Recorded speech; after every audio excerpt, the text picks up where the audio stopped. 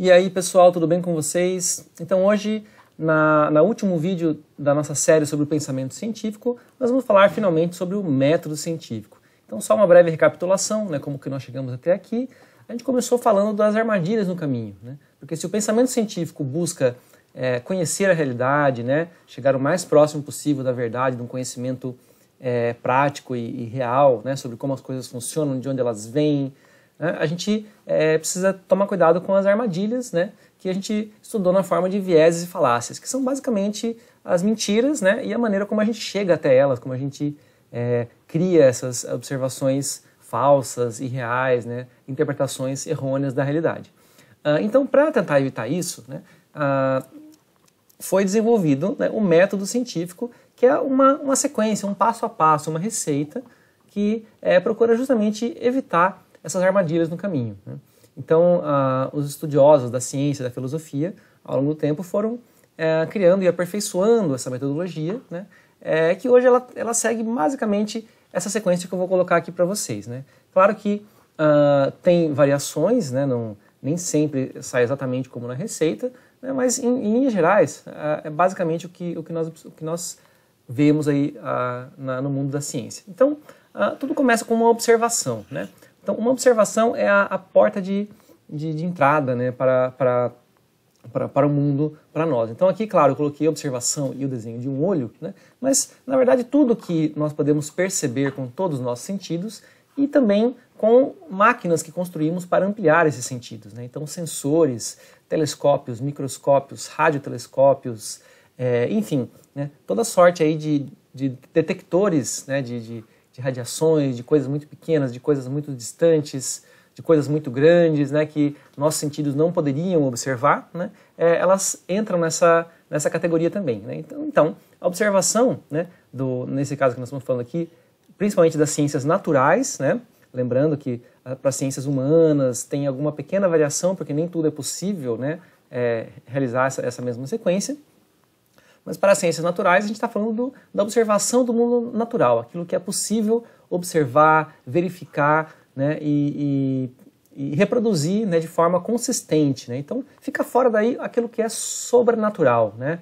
Espíritos, fantasmas, né, aparições aí que aparece para uma pessoa e depois ninguém mais vê, ou não é possível tirar foto, ou observar, ou registrar de qualquer maneira, né?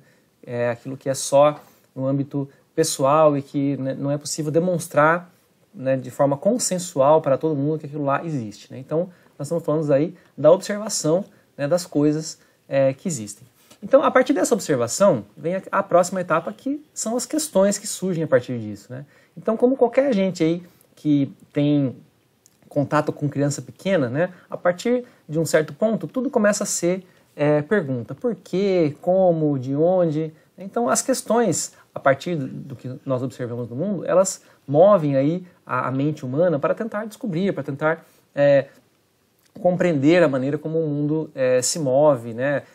De onde ele vem, para onde ele vai, como eu posso usar isso, qual a maneira como isso funciona. Então, surgem questões que a gente vai tentar responder, né? E essa tentativa de resposta, né, ela recebe o nome de hipótese. Então, claro, depois de observar, depois de se perguntar, e após longa reflexão e estudo ali sobre as coisas, né, nós chegamos em hipóteses. Claro, nós estamos falando aqui, né, de questões que ainda não foram respondidas, tá? Claro que quando a gente fala assim, se você tem uma questão que você quer responder, hoje em dia o pessoal pode falar, vamos para o Google, né? Vamos procurar no Google aí qual é a resposta. Mas claro, se alguém já sabe a resposta, essa resposta já foi conhecida, né, é claro que você pode procurar no Google, num livro, num artigo, né, ou alguém que tenha estudado isso, mas para questões novas, para questões que ainda não temos respostas, a gente precisa tentar descobrir respostas. Então, a partir do que nós já sabemos, né, você vai tentar formular uma explicação, né, é chamado hipótese científica. Tá? Uma hipótese, né, eu representei aqui por uma ideia, né, porque ela é justamente isso, ela é uma forma de tentar explicar alguma coisa. Só que uma hipótese, ela tem que passar pela próxima etapa, né? Afinal, uma hipótese, né, ela é uma ideia que ainda não foi testada. Então, essa aqui é um ponto crucial, né? Então, lembra quando a gente falou ali dos vieses e falácias, né? Então, uma hipótese, uma vez que você tem uma explicação para uma certa coisa, você vai tender, muitas vezes, a achar que essa sua explicação é muito boa, que você foi muito esperto, muito inteligente, que legal essa minha hipótese, né? Só que de nada vale essa hipótese se você não puder mostrar que ela realmente é válida, que ela realmente tem fundamento, que ela consegue explicar de forma satisfatória e, mais do que explicar, até prever o que vai acontecer, né? E aí que a gente parte para o teste da hipótese. Então, quando eu falo de teste de previsão, o que eu quero dizer, né? Uma hipótese, uma das principais características de uma hipótese científica é que ela permite que você elabore um teste. E a elaboração desse teste passa pela previsão de resultados, né? Então, vamos supor assim, né? Estamos falando aí, vamos pensar de uma vacina, vai. Então, observação, existe uma doença, né, ela causa problemas. Questão, como posso me livrar dessa doença? Como posso prevenir que as pessoas peguem essa doença e tenham complicações, né? Então, uma hipótese seria o desenvolvimento de uma vacina, de um remédio, alguma coisa assim, né? E como que eu faço esse teste? Aí que tá, né? Eu tenho que pegar a minha hipótese e pensar, olha, se a minha vacina funcionar, né, o meu teste deve ser capaz de discernir essa hipótese, né, se ela é falsa ou verdadeira, né? Então, pela minha hipótese, se a vacina funcionar, se o remédio funcionar, você vai ter pessoas imunizadas, pessoas curadas. Se a minha hipótese for falsa, né, o número de pessoas imunizadas ou curadas, né, vai mostrar que isso não é verdade, né? Não aconteceu o que eu esperava que acontecesse, tá? Então, essa é uma coisa crucial no teste. E claro que um teste de uma hipótese é algo que tem que ser feito de forma muito criteriosa, muito cuidadosa, evitando justamente aqueles vieses que a gente falou lá no slide passado, né? Então, no caso de uma vacina, de um medicamento, né, você precisa pegar um número grande de pessoas para fazer esse teste, você precisa tomar bastante cuidado, evitar o chamado efeito placebo, né, que é aquele que uma pessoa pode tomar um remédio e achar que está melhor só porque ela acredita que o remédio faz bem, né? Você tem que tomar cuidado com o viés do médico, pois o médico também ele pode se confundir, né? Não de forma intencional, mas se ele acha que a pessoa está melhor porque tomou um certo remédio, né? Ele pode avaliar isso de forma parcial, ou seja, ele não vai saber, ele não vai conseguir ser de fato imparcial naquela sua avaliação. Então, se ele sabe que pessoa tal tomou remédio e outra pessoa não tomou, ele pode tender a avaliar aquela pessoa que tomou remédio como estando melhor, né? Então você tem que fazer aqueles testes com todo o rigor, que são chamados testes duplo cego, randomizado, ou seja, as pessoas que vão participar têm que ser divididas aleatoriamente entre grupos que vão receber o tratamento e grupos que não vão receber o tratamento, né? Enfim, então é um capítulo toda a parte aí que um teste tem que ser muito cuidadoso para você não cair nas armadilhas, né? Então tem toda aí uma questão de design experimental, né, para que você possa distinguir de forma segura se a sua hipótese é verdadeira ou não, né? E uma grande distinção de trabalhos científicos justamente é ver se esse teste foi bem feito, né?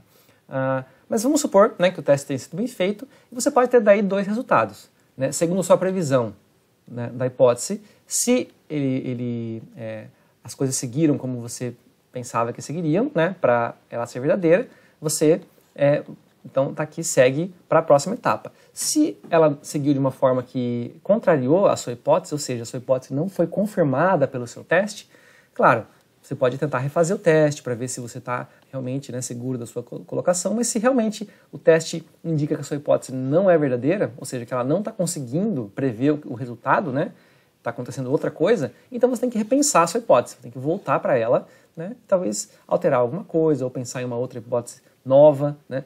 Então, se a sua hipótese não funciona, né, descarte ela, né, ou altere ela de forma que ela possa ser válida, né, mas não dá para ficar assegurando a hipótese que foi descartada em teste, né, repetidas vezes de forma segura. Mas bem, então, caso a sua hipótese, por outro lado, tenha sido sustentada pelo seu teste, se o seu teste conseguiu com sucesso prever o resultado, né, e o resultado foi positivo para ela, você passa para a próxima etapa, que é a da revisão e da divulgação, ou publicação. Então, como funciona isso, né? Normalmente na forma de revistas científicas, que são revistas especializadas, né? Não são como revistas que vendem em banca de jornal, banca de revista, né? São revistas que circulam entre universidades, laboratórios, centros de pesquisa, né? E pessoas que têm especialidade naquela área. Então, por exemplo, uma revista sobre doenças infecciosas, sobre engenharia aeronáutica, sobre biologia marinha e assim vai, né? Então, uma revista dessas, ela vai receber o material, né, o trabalho, que basicamente é um relato, né, detalhado de tudo que a pessoa fez, desde a observação até a pergunta que ela quer responder, a hipótese levantada e o teste, incluindo o resultado do teste, né. Então vai mandar isso para a revista, né, de forma escrita, né, num trabalho, num artigo, né, e a revista ela vai mandar para um time de revisores, que são cientistas da área também, que trabalham com aquele assunto, um assunto semelhante, que vão ler esse trabalho e vão verificar se está tudo certinho, se o teste foi bem feito, se a hipótese é uma hipótese sã, né, do ponto de vista lógico, do ponto de vista estrutural, né, se a questão, se a observação, se foi tudo feito nos moldes, né, e que está tudo certinho. Então, se os revisores perceberem que falta alguma coisa, que está algum detalhe aí meio obscuro, que precisa ser melhor explicado, o artigo pode voltar, a pessoa pode ter que refazer alguma parte, ou então reescrever, contar melhor o que ela fez, né? Mas assim que a revisão for considerada, né, suficiente, né, esse artigo vai ser então publicado na forma de um artigo numa revista, e daí ele vai estar liberado para o mundo. E a divulgação e a revisão continuam daí, né, com todos os cientistas do mundo que têm acesso àquela informação e que podem tentar refazer os testes para ver se tem resultados semelhantes, que podem construir a partir daquilo outras ideias, né, e ampliar o escopo daquele trabalho, ampliar as possibilidades a partir daquele trabalho, né? Então é um trabalho de formiguinha, então cada um faz uma parte e a partir daí ele está solto no mundo, né? Então cada pessoa pode pegar aquilo, aproveitar e crescer, né? Então quando, né, essas ideias, essas hipóteses são testadas e passam a integrar ali o arsenal, né, de conhecimento da humanidade, do mundo científico, né, frequentemente acontece que essa ideia, né, e outras ideias também, elas são testadas e após muitos testes, quando você tem um conjunto de ideias que passa por muitos testes de forma bastante consistente, de forma sólida, e você tem muitas evidências, né, na forma desses testes que corroboram com essa ideia, você passa a ter aquilo que é chamado de teoria, né? Então, uma teoria é uma ideia, né, um conjunto de ideias, né, que explicam uma certa área, né, uma certa área ali da natureza, do funcionamento das coisas, que tem ali, né, uma preponderância de evidência que a favorece e tem um poder explicativo muito forte e verificado, né? Então, como, por exemplo, a gente fala da teoria atômica, né? A teoria que conta lá como o mundo, as coisas, os materiais são feitos de átomos e como esses átomos interagem, a estrutura dos átomos, ou a teoria de germes, né? Aquela que várias doenças podem ser causadas por micro-organismos e para tratar essas doenças você precisa, de alguma forma, interagir com esses micro-organismos através de medicamentos, né? Como antibióticos ou vacinas ou antivirais, né? E são teorias sobre as quais nós temos aí um grande corpo de evidências, né? E foram trabalhadas várias hipóteses, né? Como, por exemplo, a questão dos antibióticos, a questão de como os micro-organismos causam doenças, né? Mecanismo pelo qual eles causam doenças, como eles entram nas células. Então foram várias hipóteses ligadas a essa grande teoria, como a teoria dos germes, né? Que foram todas elas testadas, revisadas, deram resultado positivo, né? E isso traz aí no final, né? Chega a teoria dos germes ou a teoria da evolução, né? São muitas teorias aí que são ideias científicas ou um conjunto de ideias científicas que passou por uma batelada, né? Por uma série de testes e tem muita evidência comprovando. Então a gente pode chegar finalmente, né? E falar naquela velha frase que a gente ouve por aí, mas tal coisa é só uma teoria, tal ideia é só uma teoria. Como a gente ouve falar, por exemplo, da teoria da evolução, né? Mas a teoria da evolução é só uma teoria, né? Então, não. Uma teoria científica, pelo menos, né? Claro, a gente usa a palavra teoria de forma informal, né? No dia a dia, com outro sentido. Então, vai falar um filme, tem uma teoria aqui sobre o filme, né? Mas uma teoria científica, né? Segundo foi ali produzida a partir do método científico, uma teoria é um corpo de conhecimento com uma evidência, né, muito forte, né, que passou ali por todo tipo de teste até chegar. Então, mesmo algumas teorias sendo, depois de um tempo, né, verificar-se que elas ainda têm falhas, né, que elas têm buracos ali, ela não necessariamente vai ser descartada, né? Ela pode ser aprimorada, ou ela pode ser ampliada para tentar compreender, ou até pode se dividir o espaço com outras teorias, né? Então, na física, por exemplo, a mecânica quântica, né, ela veio cobrir alguns buracos para explicar como funciona o mundo microscópico ali dos subatômico, né, das partículas subatômicas, que a mecânica clássica não conseguia explicar, né? Então, mas não é por causa disso que você descarta a teoria física da mecânica clássica, porque ela funciona muito bem se você vai construir um avião, um carro, uma bicicleta, né?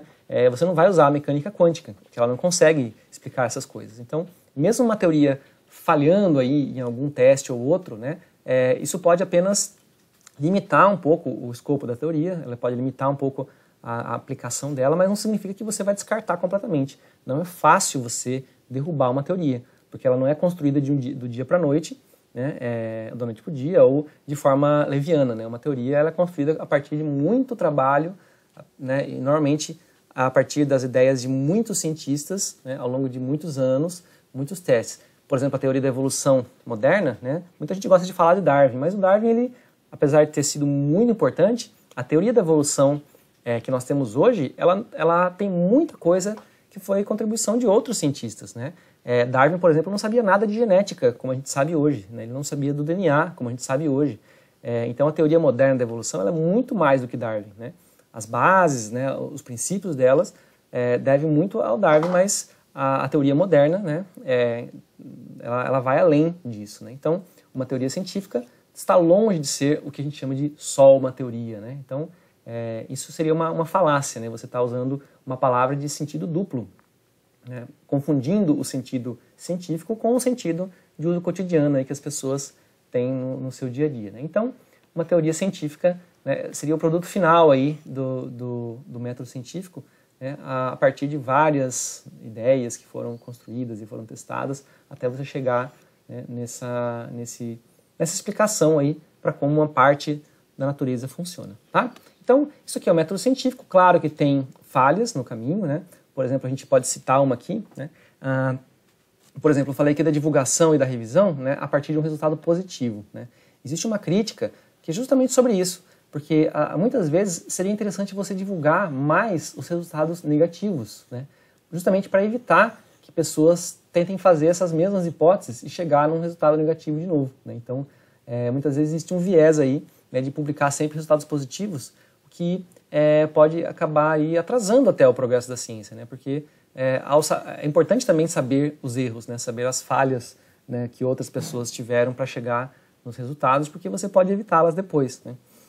E um outro problema, muitas vezes também é na qualidade desse processo aqui, né? Então, nem toda revista, nem toda publicação, nem todo artigo científico é igual a um ao outro, né? Porque tem revistas científicas que elas aceitam publicar basicamente se você pagar para elas, né?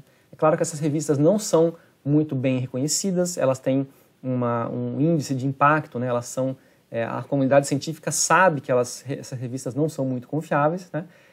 E por isso a publicação em revistas de mais renome, revistas que têm né, esse cuidado maior, é muito mais difícil do que você publicar um artigo numa revista mercenária aí, que só pagar que você publica, né? Então, claro que tem problemas, afinal são pessoas que estão trabalhando aqui e pessoas são sujeitas a vieses, falácias e problemas aí que a gente conhece. Então, mas no geral, né, uma vez que um trabalho foi publicado, mesmo que ele foi publicado numa revista ruim, digamos assim, né, numa revista que paga para você paga ela publica, né? Isso aqui pode depois ser testado por outros, né? Então, mesmo as fraudes na ciência, os resultados incorretos, cedo ou tarde eles acabam sendo descobertos e acabam sendo revelados, né? Inclusive, essa é uma crítica que às vezes a gente ouve a gente falar assim, mas a ciência, eles não sabem nada, eles ficam toda hora mudando de opinião, né? Uma hora fala isso, outra hora fala aquilo, né? Como se isso fosse uma coisa ruim, né? Na verdade, se você tem compromisso com a verdade, né, se você tem compromisso com estar, né, no caminho da verdade, a correção, você reconhecer os seus erros e progredir é necessário. Você precisa ser humilde, você precisa ter a honestidade, né, de você reconhecer, olha, a gente acreditava que uma coisa, baseado no que a gente tinha estudado até então, Agora que a gente estudou melhor, que a gente fez mais testes, levantou mais hipóteses, a gente consegue dizer que aquilo lá não era bem assim, é de outro jeito, né? Então, a correção, né, é um mecanismo natural da ciência, do método científico, né? Afinal, é para isso que serve o teste, né? Porque se você pudesse dizer uma coisa, né, uma ideia aí sobre como o mundo foi formado, ou como o homem foi formado, e não precisar testar, acreditar naquilo só porque alguém falou, né? Isso não é uma ideia científica. Isso você pode acreditar em qualquer coisa, né? Sem precisar de teste, né? Então, daí a gente entra no campo da especulação, no campo da mitologia, né? Que prescinde do teste, né? Então, os testes permitem que a gente corrija ideias erradas, né? E às vezes, mesmo que um teste falhe ou que passe algum erro aqui por esse caminho, né? Outras pessoas vão estar tendo divulgação correta, né? Outras pessoas vão poder ver aquilo lá e depois, se necessário, corrigir aqueles erros, né, ao longo do caminho, né? Então, a correção é um aspecto muito importante, né? Inclusive essa parte aqui, né? População, dos cientistas, a comunidade científica, né? Ter liberdade para poder justamente criticar e revisar e experimentar, né? Para que isso possa ser feito de forma consistente, né? Para que ao longo do tempo a gente vai ter cada vez menos erros e cada vez mais conhecimento do mundo natural, né? Claro que a gente pode comparar então como se fosse um quebra-cabeça, né? Um quebra-cabeça muito grande da realidade, com muitas peças, e cada trabalho científico vai tentar pôr uma pecinha ou algumas pecinhas no lugar, né? Algumas pecinhas podem estar erradas a princípio, então outros trabalhos depois podem colocar uma pecinha no lugar um pouco melhor, no lugar um pouco mais próximo ali, né, de onde ela vai ficar no final, né? E ainda tem muitas pecinhas para a gente colocar, mas, né, nós temos hoje um quebra-cabeça mais completo do que há anos atrás, né? Então a ciência vai sempre progredindo nessa montagem desse quebra-cabeça. Então é questionável se a gente um dia vai conseguir completar o quebra-cabeça, provavelmente não, né? Porque a realidade é muito vasta, o universo é muito vasto, mas, né, cada pecinha a mais que a gente sabe é um pouco menor a nossa ignorância, certo? Então, por hoje é isso, né? Conhecemos aí um pouco sobre o método científico, o seu processo, né? Algumas considerações aí sobre como ele ocorre, e por hoje é isso. Então, tudo de bom para vocês e até a próxima.